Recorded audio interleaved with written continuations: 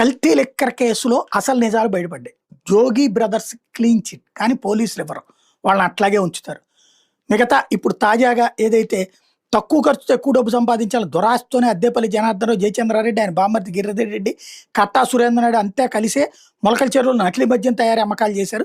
విషయాలు తెలిసినా మౌనంగా ఉన్న నకిలీ మద్యం తయారీ కేంద్రంపై ఎక్సైజ్ పోలీసులు దాడి అనంతరం పరాలేను నేను జయచంద్రారెడ్డి సూచనల మేరకు 2 ఫోన్లను ధ్వంసం చేశాని పార్టీ నుంచి సస్పెండ్ అయిన తమ్మలపల్లి టీడీపీ మాజీ incharge Jayachandra Reddy PA Rajesh excise పోలీసులకు ఇచ్చిన వాంగ్మూలంలో చెప్పుకొచ్చాడు. అన్నమయ్య జిల్లా మొలకల చెరువు నకిలీ మద్యం తయారీ కేసుకు సంబంధించి జయచంద్రారెడ్డి పిఏ తిమ్మిరెడ్డి గారి రాజేష్ని అరెస్ట్ చేసిన పోలీసులు మంగళవారం రాత్రి తంబడపల్లి 14 రోజులు విధించడం మదనపల్లి సబ్ జైలుకి పంపించారు. రాజేష్ రిమాండ్ రిపోర్ట్లో సంచలన విషయాలు ఉన్నాయి. పీటీఎం మండలం మల్లెం గ్రామానికి చెందిన రాజేష్ బీఎస్సీ అగ్రికల్చర్ వరకు చదివాడు. గుడివాడలోని ప్రైవేట్ కంపెనీలో కొంతకాలం పనిచేశాడు. తర్వాత ఉద్యోగాన్ని వదిలేసి స్వగ్రామానికి వచ్చి ఏడాది పాటు ఖాళీగా ఉన్నాడు. 1922 వరకు బి కొత్తకోటలో వ్యాపారం ప్రారంభించి నష్టం రావడంతో మూసేశాడు.